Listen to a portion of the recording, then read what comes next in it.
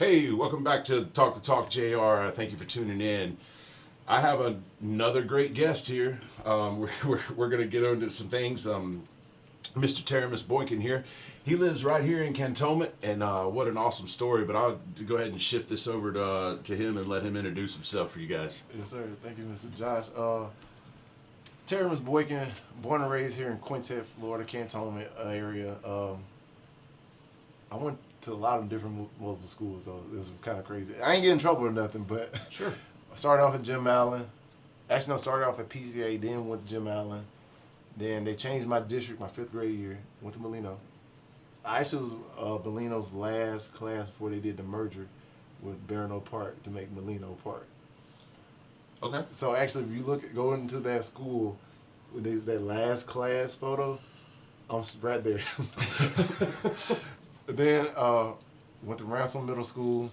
Okay. I was a Tiger. Then didn't get a chance to go to Tate like I wanted to. I went to West Florida High School of Advanced Technology. Back when it was over there at Georgetown and by Pine Forest,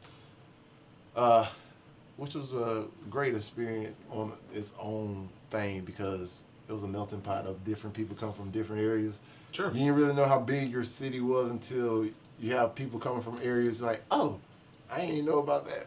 But yeah, it was kind of cool going there. I actually graduated from both PSC and UWF. It may have took me 12 years to get them, 10 to 12 years to get that degree, but I did get it. And I'm a Navy vet.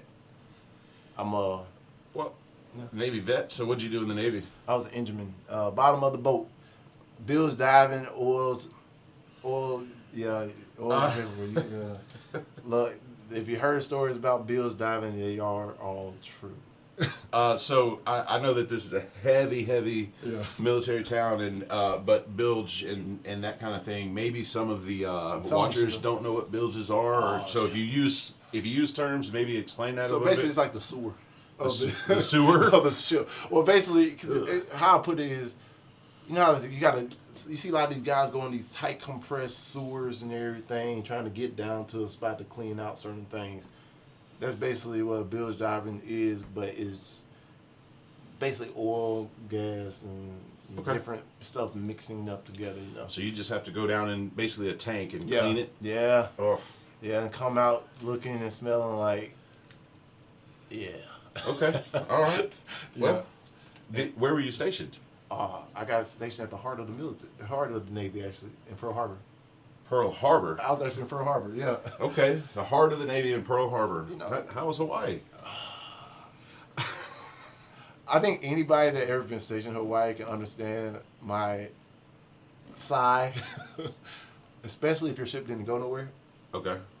because you end up doing everything that quick, and then you realize you're trapped on an island going around in a circle. Sure. So but I'm not gonna lie, the food, the people, the women, great.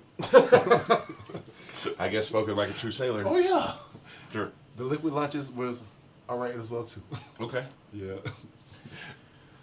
And then I'm a production guy / movie director and actor. I'm the black Adam Sandler. You're back, Adam Sandler. So, since he brought it up, that's probably why I changed the cards up here. I got Sylvester Stallone, Farrah Fawcett, Mr. T. Yes, sir. And on this side, I don't know if you can read the back of Yeah. them, but I have a cartoon version of Pat Tillman for The Simpsons. And then, I can't remember Electra. who I put up here, but Electra, Carmen Electra and... Kate Dennings. yeah, then she was on Two Broke Girls, and now she's on the show with Tim Allen. Tim Allen, yes. That's right. So that's why I changed the array up there today. Oh, nice. So I feel special. Hey. what got you in? Where did you go to filming or directing or whatever it is? Where did you do that? Yeah. Funny thing about it, I always wanted to do it, Okay. but my mom would never let me get into stuff like that. My sister, I was a sports kid growing up. Okay. I did karate. I did I was a baseball player. I played catcher. Played football up here in Cantonment. Cowboys. Yes, sir. Hey, back when we was at Boo Field, the old Cantonment ballpark, across from this the church right there, when you come across. now they building another church right there, and they have another baseball field before they move to the new cantonment. Yeah, I was up there since I was 4, playing t-ball and playing football. Made multiple all-star teams with baseball. Actually, I thought I was going to be a professional baseball or football player or basketball player. Well, actually, basketball really came in high school because I just wanted to fit in with everybody else. I should have stuck to what I was good at. But you know how that goes. But I grew up thinking I was going to be a baseball player. Okay. I loved the movies. My favorite one back then was actually Mighty Ducks and Sandlot. Okay. Look, it was either the sports movies or I didn't really care about it unless it was like a cartoon, like Goofy movie or something like that. But and funny thing happened in high school. I went to West Florida, but a movie came out on Disney Channel when I was in high school that made me think, oh, I could possibly do both, which was called High School Musical. Okay. My daughters like that movie, by the way. Oh yeah, that was the greatest movie of all time. Because actually, the crazy thing about it, when that movie graduated, their last senior year when they graduated was the year I was graduating. So I actually graduated with the High School Musical cast. So I was like, we had the same colors and everything too. So I was like, you know what? They just got to change the Jaguar. Wildcat the Jaguar. We're here. Okay. And then always sparked an interest in it. Just didn't never know how to go about it, how to get into it in like industry acting or whatever. So I had a cousin that actually started doing some acting. I gave him a phone call one day. He actually answered. He don't answer my call anymore, but he finally answered this time, and I was like, "Hey, I'm really trying to do this acting stuff. What do I need to do?" He said, "Find an acting teacher, and she'll let you know when you're ready." Okay. Then you hold up the phone. I was like, "Okay," and then from there, it started me on this journey. Okay. Where did you? What about acting teacher? Where did you find this acting teacher? So I looked it up on Google. Okay. My first acting teacher was actually a lady named Carrie Ann Dawson. She actually was on Baywatch, one of the Baywatch girls and everything too. Kind of got me started with stuff. But I learned then, if you want to be a great actor, you got to start reading more and learn how to enunciate different words. You got to, reading is basically your working out in acting. Okay. Get your tongue familiar and learn how to use different dialect and everything else to say things in different ways. Really gave me that foundation of my actings. Because we first started with one-on-one classes, then got into the group classes where I could do scenes with other people, and then I had a tragedy happen. I went to jail. Went to jail. Yeah. Okay. And I gave up on that dream. After all that stuff happened. Now, is this after you got your degree or before? Before, okay. Actually, so all this was happening during the time I was still going to school, getting my degree. Okay. And I got into some trouble. And everything got dropped, everything got acquitted and everything. Sure. But that threw me for a loop. So, because once you're in trouble and then your name is attached to something, people always just associate you with things. Sure. So, are you saying like a stigma? Yeah. So, okay. So I couldn't get, and it took me a long time to get over that stigma. Like I had to I went to therapy afterwards because I wasn't like myself again.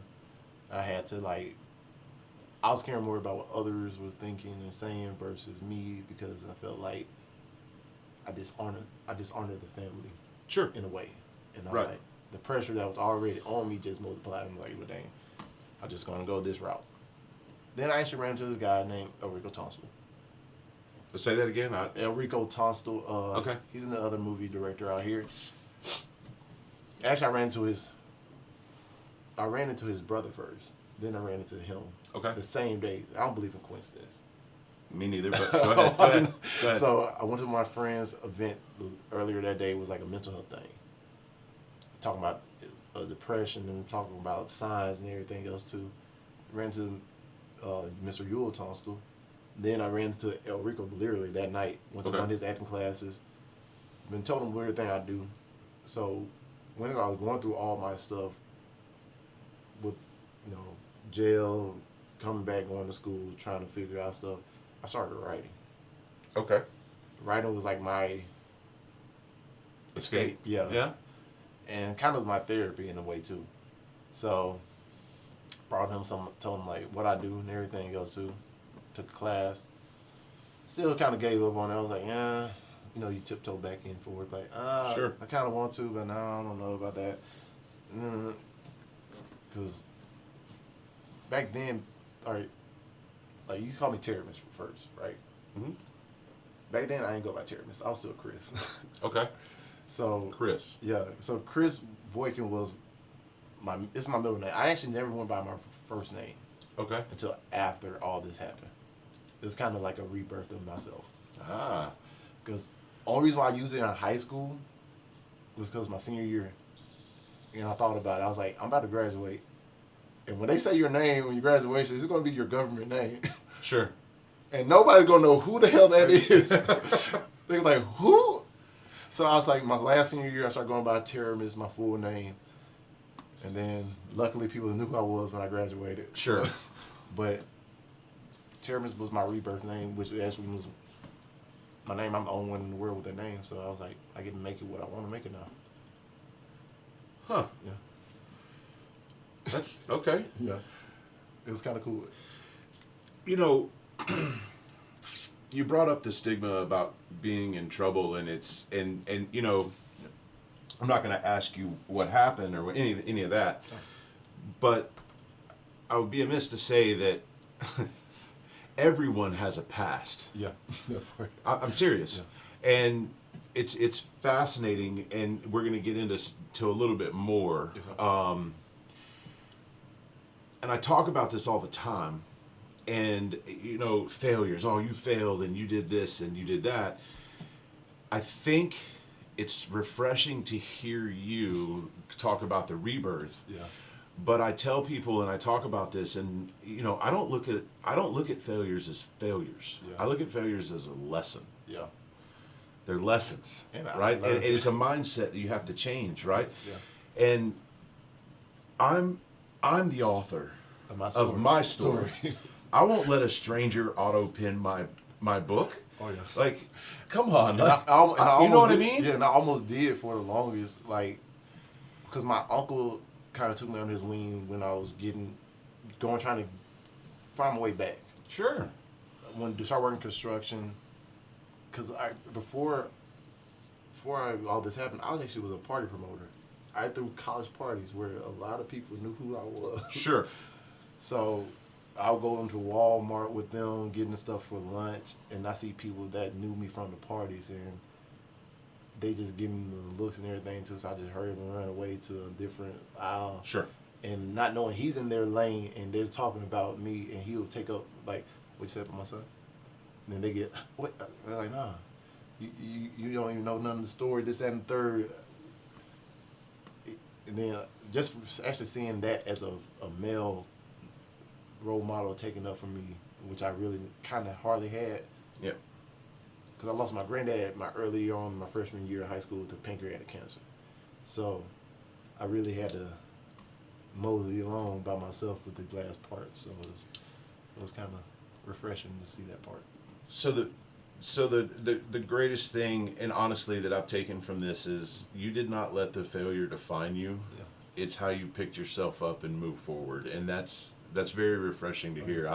I know, I appreciate it, and I appreciate you sharing that, because you're calling it the rebirth and going back to the Teremis, right? And I'm saying that, yeah, the soul has a scar. Yeah.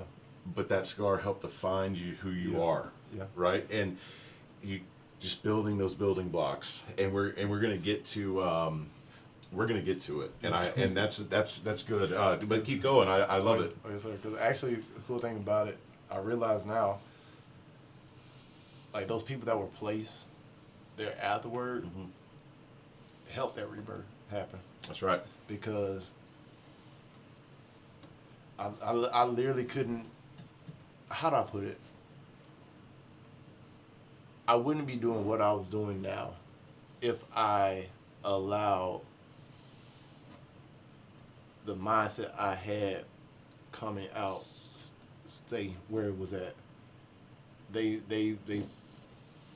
actually, I feel more like myself afterwards than I did before, and everything else. So I feel more like myself now. I feel like I'm back to being that kid again. There's no limitations on what I can do. The lid is off the jar. There ain't no box no more. It's like, hey, the world is my oyster. Okay. How do I want to shape this world into everything I always said I wanted to do? And I realized I was like, life is short. Anything can happen. Curveballs come anytime. And I wanted to do something where if you go look at my work, you can kind of understand some of the lessons and the things I went through in my life and have kind of my story, which I did a couple things. Podcasts too. Yeah. Oh, you done a podcast too? Yeah. It was called From Boys to Men. Okay. With the Z, because there's no one I know what it is. But we actually made it number 43 in the world, Come to Age podcast in 2022. Yeah, and then I kind of stopped. Okay. You just woke up and stopped? Kind of more involved in the movie stuff, but Okay. that always been like the thing. I was like, man, I got to go back to it, but trying to find the balance between family and everything else I'm doing. So. And what drives you. Yeah. So after the rebirth, go back and get hot and heavy in school, or what happened? And so funny thing about it, I did get back in school. Okay. Because before this, I never finished nothing. Before that, I never finished nothing. And I felt like I had to do it so I could say I finished something. Okay. So even in the military, I got out early because I got hurt. Okay. So I didn't have to finish that. School, I was 10 years. I still haven't get my associates. I was one class away. Then I finished it. Went to UWL, started doing my stuff there. And then I was like, I got to go back and finish. And thank God for the military for paying for my school. I was able to go back. I had to go through little hiccups and some little, in the midst of trying to reapply for school. Okay. Because being arrested, coming back to campus, they had to make sure everything was okay. And they did. I was there for 2 years. I ran into some great people. What was this? UWF? UWF. Okay. Great professors that actually helped. This is really where the spark even went harder with the movies and the writing and the production side and everything too. Okay. Because I had a teacher named Will Kennedy, and then I had another teacher named Paul Pilger, and I met this. I knew this other guy that worked in the Sky Lab for a long time, Mr. John, who helped me with a lot of different things because they ended up having a podcast room down there when I got back to school, a whole green room, and a whole lot better than this. I don't know, this is great. A Whatever. lot of people can't see everything that's in here, but if y'all look at this, it's like a memorabilia. It's like a time capsule with a lot of great things. But it sparked that interest in everything else too by that happening. Like my first episode, I didn't even have no idea what I was going to do. I was like, no, I'm just going to do it because I've been talking about it. And my friend held me accountable. His name is Eddie Bunch. He actually works at Pensacola News Journal now. He's one of the writers there. He held me accountable. He's like, real, you've been talking about this for a long time. You got to do it. And actually during season 1 and season 2, he was actually my co-host. Then this guy named other friend, Cordell Clay, came in, helped me with it as well. Sometime I had this other guy named Elijah Alexander came in. And then I finally got my footing. I was like, you know what? They kind of helped me get my footing first before I can be able to say, all right, I can kind of glide on my own now. Sure. And that whole experience going back actually too was kind of a crazy experience. Because that's the same campus I used to throw parties at where everybody's like, oh, that's Mr. 484. He's also the president of ASA, this, that, and third. To a person like, just trying to keep my head down, just go to my classes, and trying to be a shell of myself. But by the time I left and graduated, I was no longer the shell or the past version. I was something greater. Phoenix. Yeah. Hey, funny thing about it, you said that. That's actually my new logo. Is it? So, Wildcat to a Phoenix. yeah, Wildcat, from Wildcat to a Phoenix. Because I was on another podcast about a year or two ago, The Lunch Table 850, done by one of my friends, Sabo. And he said that exact same thing. And by you even saying that, that confirmed that whole thing. But I'm kind of glad about my new logo and everything. Because he's like, yo, they tried to bury you. They thought you was dead. Boom, boom, boom. But they understand. Yeah. When Phoenix died, it just rise from ashes. It rise from the ashes as a hotter flame. Yeah. Yes, sir. So what did you study when you were at UWF, if you don't mind me asking? I mean, I'm sure we're leading up and the crowd is roaring in the background wanting to know. All right, so I started. What's funny about it, I started as an engineering student. Then I was like, you know what? I failed one math class one too many times. So I was like, you know what? I think engineering is probably over with me. Okay. So I became a business student. Okay. There's no math in that. Yeah. No, just a little bit. And think about it, I'm good at math. Sure. So I'm like, numbers, I've always in my life, like, numbers, oh yeah, I'll do it hands down. I'd rather do numbers than read. Sure. Then, taking some business classes, and I had a little entrepreneurial businesses during the time. I realized, like, business is everywhere. Mm-hmm. And really just recycle stuff. I was like, what do I really want to do? And I seen a couple of guys going around with the cameras and doing little things. I was like, man, this is always what I want to do. What the heck? I said, wait, what's your major? They said, oh, communications. I was like, communications? I finally went over there and checked out the whole program. And a lot of people don't understand. Communications, most times they think it's just like PR stuff. Communications is like the most broadest major in all the college. You got the podcasting now. You got broadcast engineering. You got script writing, debate, propaganda, public speaking. They do a little bit of marketing as well too. I might need to go do that. No, they deal with public relations, studying films and different things. Like one of my classes during the summer with Mr. Finner was actually a horror movie studying horror movie films and understanding the theology behind it. And then they did we did foreign as well as the two different classes. So really, most of my classes, I was watching movies, studying films, and studying different shots of how things were made cinematically. As well as learning how to do podcasts, learning how to edit things more and better, and learning different skills about the same software I was already using. Learning different things I didn't even know about the software that I could do. I was like, huh. Then I actually got a chance to even get paid while in the school to actually shoot like their basketball games. Mm-hmm. I shot the football games. How I landed a job at the Wahoo Stadium. Oh, okay. Doing videography, and then honestly, that second go round at UWF was the best go round. And actually gave me everything I wanted. Okay.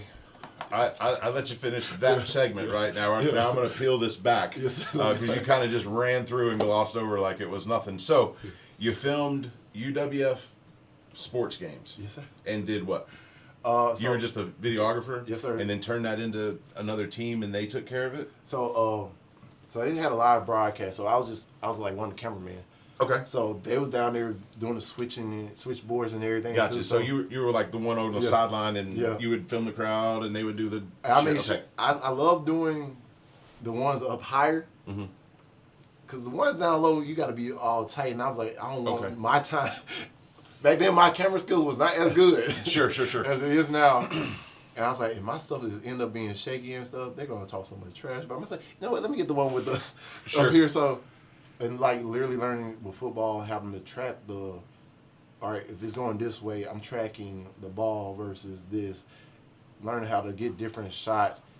and it led to end up working with the Wahoos. That's where I was headed with this. So what did you do with the Wahoos? So I was at home. I was in a home field dugout doing the camera work for the baseball.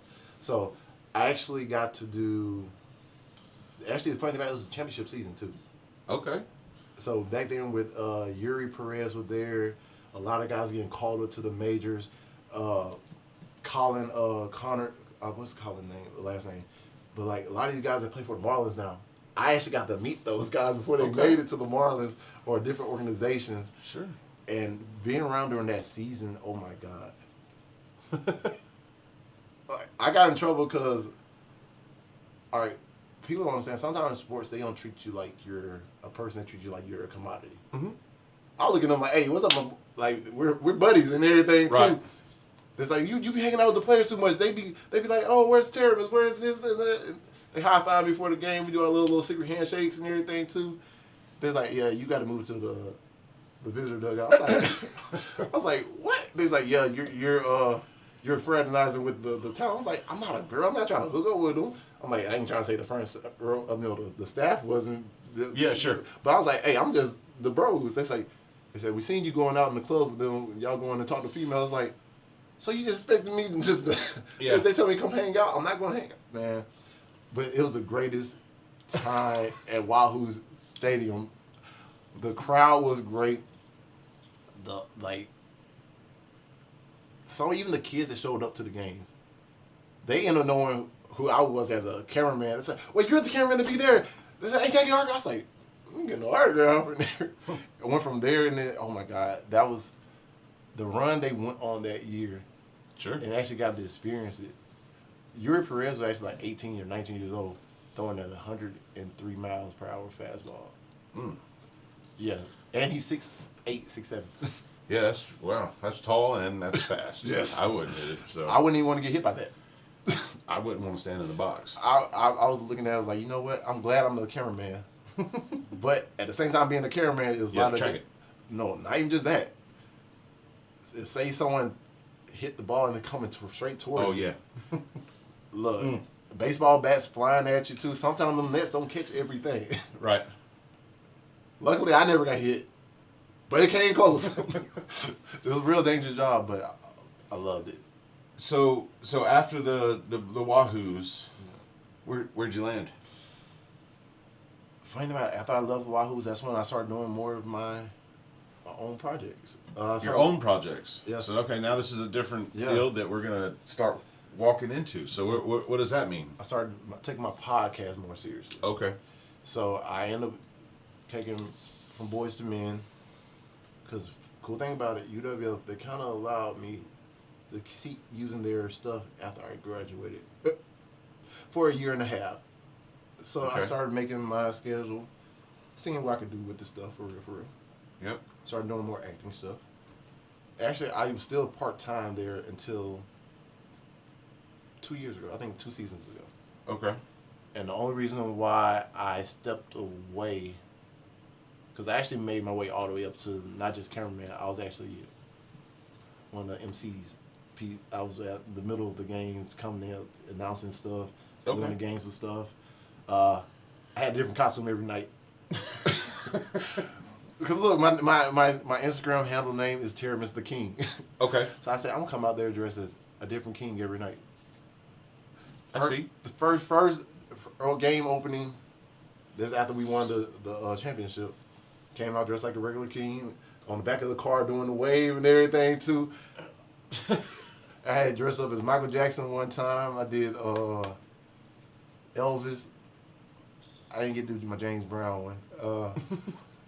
I had so many ideas. I said I want every night to be something different, so it can be more memorable for not just for me, but for the people out there in the stand too. So, but I started doing more of that, getting involved with more of the projects around here, and actually produced my first project. You produced the first project. Yeah. Okay.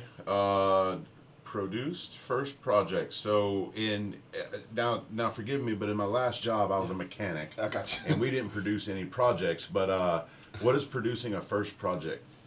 What does that mean? All right. So from start to finish, this is one of the things I wrote during my hiatus.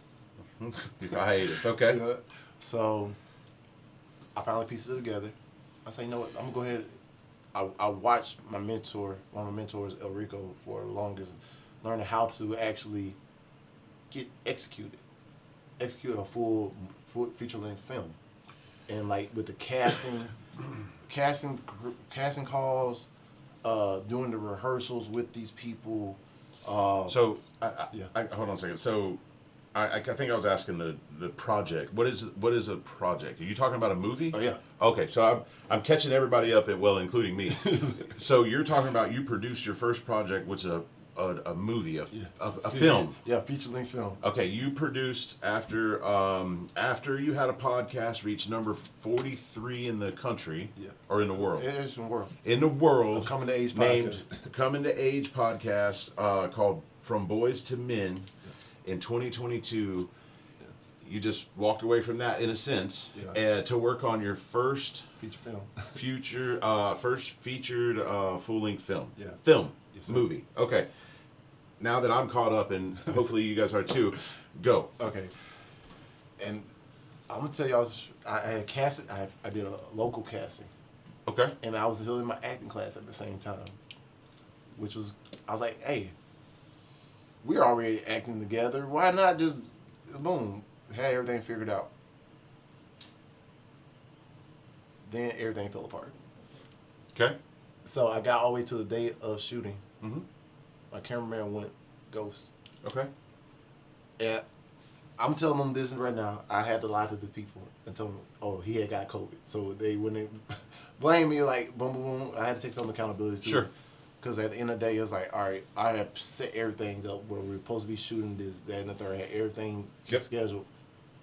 It always falls on my shoulder. Mm-hmm. But I had to give them something. So I put that on hold for 2 years. And I learned from, like I said, I became a second AD on a film that Erika was shooting called What the Heart Wants, and then Southern Village. Then a year passed. And I was like, you know what? Let's go ahead and shoot throughout this again. Okay. And I executed it. And that was 2024? 2024. Okay. So 2024, you completed your first movie. Yeah. I directed, I acted, and I produced it and edited it myself. Yeah. Wow. Yeah. So, Okay. So it was kind of cool. And then learning to build a team around that as well. Sure. Too. My cousin helped me with a lot of stuff as well. Pieced me together with certain people that does scoring, editing wise. Like really, funny thing about it, What is scoring? it was like putting the music behind. Okay. And it's like in the background. yeah, the background music. But the funny thing about it, nothing wrong with me. My editor at that time, he was busy. He was more busy than me. And I needed more. I'm more antsy. I'm like, hey, I don't want to wait for last minute for everything to pull up. Right. I want to know what it's looking like beforehand, so I can be like, all right, I can prepare what I need to fix. Got enough time to do everything I need to do. But my first thing was, so I actually started as an editor, editing videos before I actually did anything else with like writing and all this other stuff. So I just like, basically I'm going back to my first real gig I was doing. Sure. So I started doing that, piece together, and realized like, I probably really got something here. I already had number 2 written, which is premiering. We just premiered on Saturday. Yeah. We just premiered last Saturday on at UWF. So now it's like I started getting the flow of my stuff and learning how to make things better. Because now I added a new cameraman, cinematographer. I got a crew building around me that I can do none of this if it wasn't for none of these people. Even my cast now is better. The cast and crew is like the first film that I was talking about. I executed. Yeah. I still had a lot more people hands trying to tell me how my project should go, versus my vision of how I want it to go. Sure. And as a director, sometimes you gotta like, it's a lot of give and take. But at the end of the day, you want putting the money behind it. You should want you know what you want. You know what you need. You know what you want to present as an artwork to the people. Sure. And if it doesn't meet your standard, that's nobody's fault but yourself. Mm-hmm. So, I mean, you can always get COVID. yeah. So that's so. I'm gonna real quick before we get into the second one that you premiered. Went to every school in the north end of the county, including West Florida. Oh yeah. Then you did go to PSC. You went to UWF, and I'm gonna try to skip this up. All right, and you were a sports kid growing up. You said karate. Oh man. Oh yeah. Baseball, football. Tried basketball in high school to be cool, but whatever. Won the district championship though. Okay. Won the district. Okay. But actually, still the only one they have ever won at West Florida. But at the same time, you had love for movies growing up, and High School Musical was your What? thing. Okay. Troy I Bolton, just want to make sure I'm getting this right. Troy Bolton was my guy. I was like, you know what? I didn't want to be Corbin Blue. I want to be Troy. Okay. All right. So, joined the Navy. Was an engineman, cleaning out basically the bills, just cleaning out these tanks. Yeah. But you got into some Trouble. issues, Yeah. right? And again, everybody has a past, but you took that lesson and said, you know what, I'm going to rise like a phoenix. And let me get this straight, because this is a powerful statement, and you did not let what most consider a failure define you. And there's so much out there, and this is why I got involved with the Benjamins, and it's Reggie Benjamin and his wife Joan, and he is a chaplain at the jail here, and they have a great nonprofit, and it's Incarcerated Ministries, Justified Incarcerated Ministries, and they help the children. But anyway, so I don't call things failures, but you use that lesson. Oh yeah. You finished school. Yes, sir. At UWF. Yep. And you did it with a communications degree. Yep. You used that and took a podcast for coming of age and turned it number 43 in the world. Yes, sir. You pursued, and you used choices, like you said, words of the world is your oyster, and you pursued something and stepped out and personally used fundage of your own and backed a project. You had setbacks, more lessons, but you finally completed your first feature film in 2024, and just a week or so ago, whatever it was, you released your second that will be on streaming, that's on streaming services, or will be on streaming services. So you're moving forward, and if I'm not mistaken, I'm gonna say this, I'm probably gonna bust this bubble, but you even actually flew actors in this time from outside the area that were a step up. Or 2-3 steps up from what you had before. Your cameraman was a step up. Your the other individuals involved were step ups. Yes, sir. And you're getting a lot of support from the area. And I think people are believing in you. And Teremis is now not that Teremis. Chris. Exactly. Teremis is not Chris no more. And it's kind of crazy because. Where can I say this? Where did we meet? At doing a Thornton review. Because that's another part that you left out. What do you do for the Thornton review? Also, I produced that one. I'm the editor. And, I'm the person behind the camera and that keeping the magic going. So you edit and run the video and sound for the Thornton review as well, and then. I actually worked on a couple different other things as well too. It's kind of cool, really, to see where I've came to where I'm at now, or where you started, to where you're at. Because funny about it, my first show I did one episode, and actually I interviewed David Alexander's son when he was battling cancer. That's the old police sheriff, So that episode is still out there on YouTube. And I was looking, I was like, man, it's kind of similar to what you're doing. It's like everybody got a story to tell. That was the name of the show was called One Mile. And it only had one episode. One Mile had one episode. Because you don't know nobody till you walk a mile in your shoes. This is before everything ever happened. And then to look at, like I said, from the podcast, doing that stuff, and my writing, I look at my whole life being a whole bunch of lessons.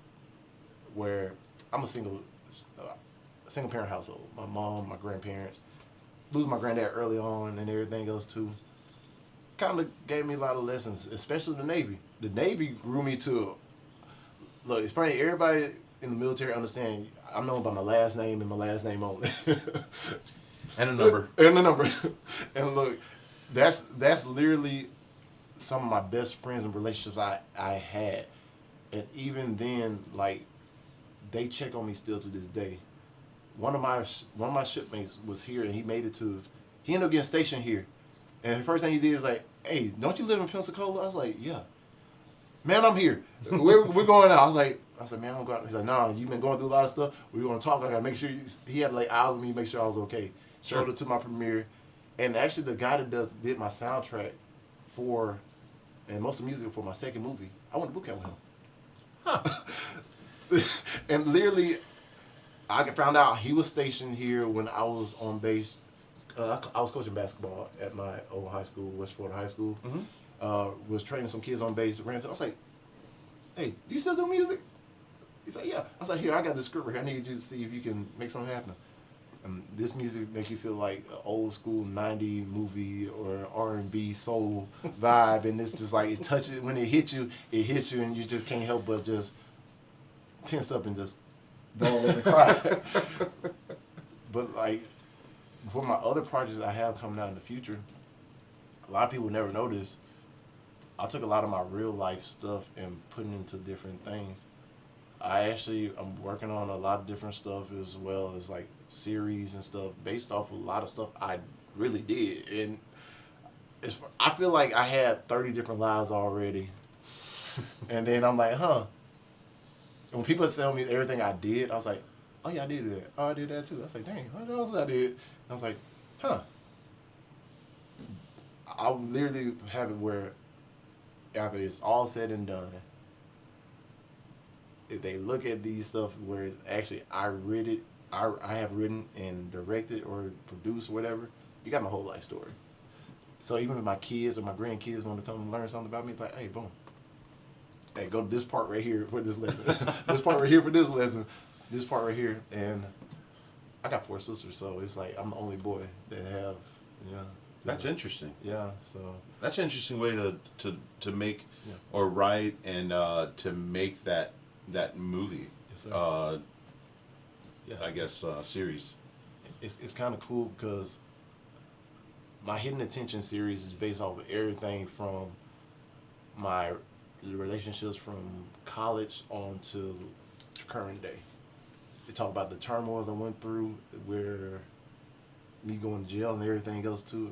It's not real. It's like I gave y'all 5% truth and the rest is fiction. Sure. But I said, what would happen? What if this would have happened instead? What if this would have happened? And the stream of this could have happened. Because a lot of people don't understand the importance of what could happen if you even you don't do something wrong. If they perceive you did something wrong and something can happen to you, and how people look at things. And I wanted to give them a viewpoint of what it's like to go through some certain things like this. Sure. And to get back up and keep moving. So really, my movie is about what I could have did versus what I actually did. What you did do. Actually did. I hate leaving the camera, but I'm going to for a reason. Yes. Now we're not talking about a movie shot on an iPhone. Oh no. And using AI to put soundtrack in the background with a cartoon character that's boop boop boop boop boop. and I'll tell you, he was nice enough, and he brought me Anyway, he brought me a poster. Yes. I don't know exactly what it's called, but is it a poster? Yeah. Production poster? Yeah, movie poster. So I'm going to turn this around and I'm going to show it, but it's got every actor on the bottom. Yes. And right here in Escambia County, up and coming on his own, Mr. Teremis Boykin, TMB Productions.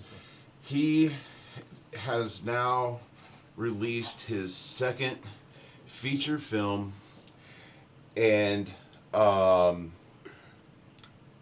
an amazing guest and I'm just happy to promote him and have him on the show and let him tell his story. And again, just another shining example of I'm gonna set this down, but another shining example of everyone has a past, but we're not defined by the lessons that we've learned. Oh yeah. I'm not Oh yeah. I'm the furthest thing from perfect, but I will never let someone else dictate my narrative. Yeah, I've made mistakes. Yes, sir. I think we've all made the right decisions and we've all made the wrong decisions. I don't hang my hat on and champion myself for my right decisions, and I don't throw my hat and stomp on it for my wrong decisions. Exactly. You just gotta keep moving forward. on all of them, right? Is there anything else you'd like to share? I mean, so far you've shared a lot, but I'd love if there's anything else. Actually, funny thing about it, we actually did reshoot my first project. And actually, you was in it. Here we go. So I kind of figured this was coming, but yes, and actually we're premiering that one at UWF as well too, May 2nd. So he dropped the bomb. He said, "Hey, Josh, you want to be in a movie?" And I just said, "Yeah." I didn't ask him what it was. I didn't ask him what was going on. I just said, "Yes, sir. Let's take a run." I've never done that, and I had my own thought process about being in a movie, but I didn't share that with him at first. And I said, "Sure." So he goes, "Okay, I'll send you a script." And I said, "All right." I didn't think anything about it. Send you a script and maybe 2-3 lines, and what do you call them, background, and just fill this little part that he needed to shoot some scene. Well, that's not exactly how that went down. I have no acting training. I didn't go to school. I didn't hire a coach. All I did was talk on a show, and he was the film editor on, and I ended up with 21 and a couple scenes, 21 lines and a couple scenes, and it's an experience, I guess. So I'm over there trying to move things around to help set up for it, and I was kind of sweating, kind of nervous, trying to figure it out. But I tell you what, it was fun. I loved it. It's another check, like you said, like things you've done in your life. It was fun. I enjoyed it. Great man here in the local area, but wonderful story, and I look forward to having you in my circle now and just being around. Great energy. Thank you. I love your energy. Thank you. Look, you got to thank all my teachers and all my family and all my mentors and friends for all of that, because I had a 4th grade teacher named Miss Gideon. And actually, Miss Holly had just went down to 3rd grade when I went to 4th grade. She always said, "Smile, because if you don't, wrinkles gonna happen." And I was like, well, I don't want to be 30-something with wrinkles, so I always smiled and kept a positive outlook. I had some great teachers and role models early on, and my mom and everybody else too.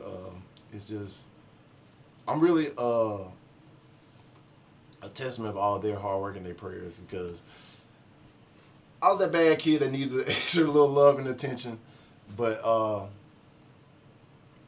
they helped me become who I am. Even Miss Sheena Payne, my vice principal of West Florida, and Lisa Morgan, my principal when I graduated from West Florida. Even my coach, even though I didn't understand it then, I understand it now.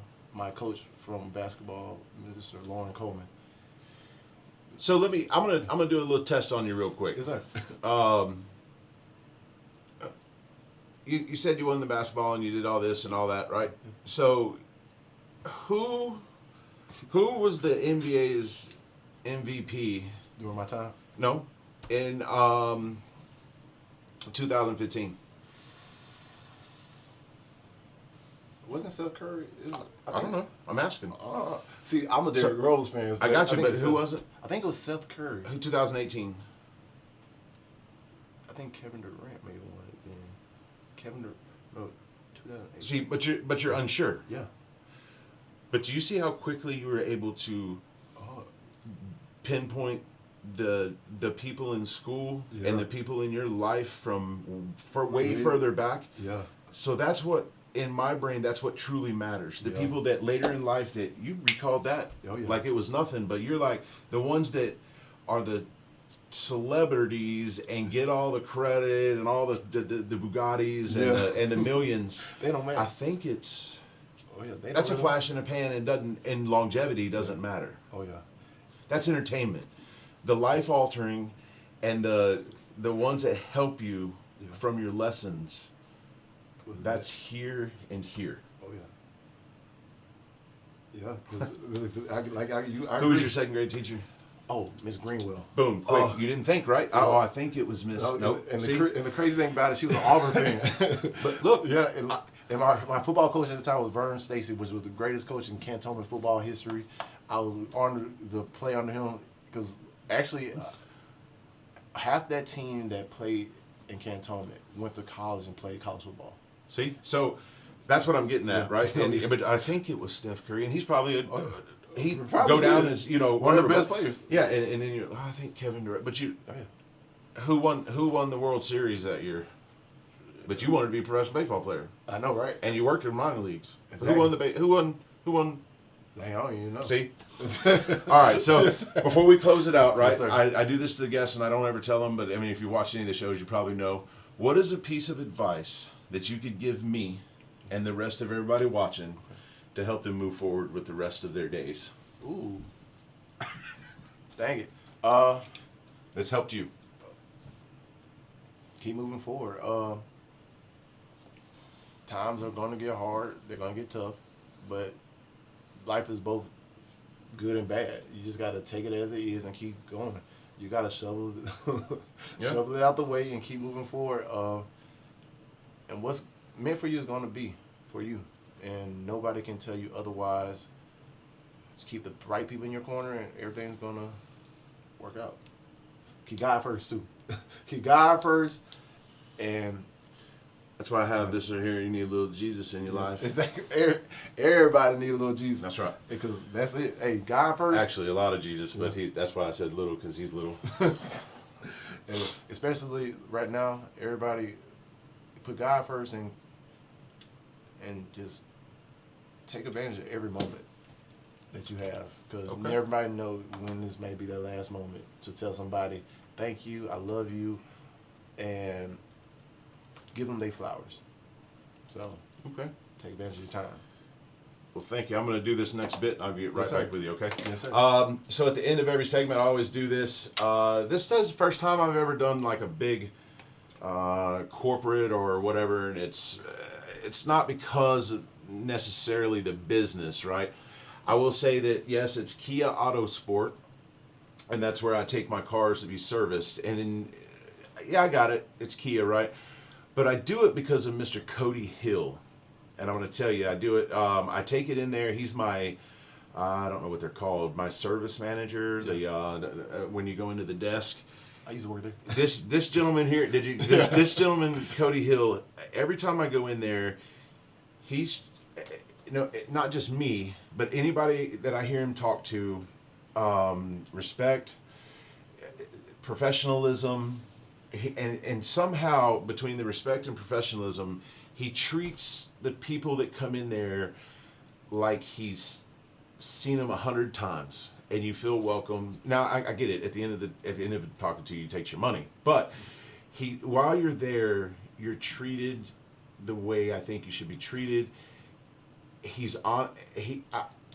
Imagine this, going in to see a guy that works for that kind of business, and he comes back and he tells you, hey, look, you don't need brakes at this moment, but you know, maybe by next time you come in, we'll be looking at brakes. So keep that in mind. You know, that's pretty honest to me, because I'm used to somebody saying, hey, we need to change your brakes. That's going to be about, you know, $500, right? So they can go get that money. But I appreciate him. So if you ever are looking for, you know, an honest person with professionalism, courtesy, and very respectful, go see Cody down at Kia Autosport down in Pensacola. Very, very nice young man. But all right, this is where we have to say goodbye. But hey, I do appreciate you coming on. So for Mr. Teremis and myself, thanks for tuning in to Talk the Talk JR. But since we've talked the talk, we're going to challenge you to go out and walk the walk. All right, until next time, goodbye. I'll see you.